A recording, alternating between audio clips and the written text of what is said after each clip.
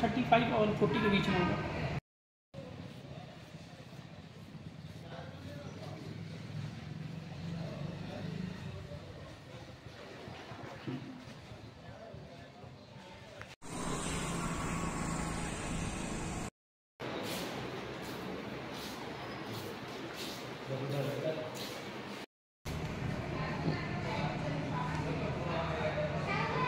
उम्र कितनी होगा?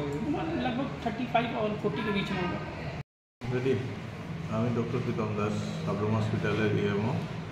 তো আজকে সকালবেলা আপনার 7:20 নাগাদ একটা পেশেন্ট এলো ব্লাড ডেথ। বিএসএফ, ওনার নাম লালু মুর্মু, চিতাবাড়ি বিওপি থেকে এসেছে। তো আমরা ব্লাড ডেটই পেয়েছি। আসার পরে আমরা ইসিজিটিও করে দেখেছি এবং পিউপিল দেখলাম, রেসপিরেটরি দেখলাম, কোনো কিছুই নেই। তো আসার আগে, আমাদের হসপিটালে আসার আগে ওনার মৃত্যু হয়েছে। আমরা যথারীতি সরকারি নিয়ম মেনে হসপিটাল লোকাল পিএসকে জানিয়ে দিয়েছি। Thank you.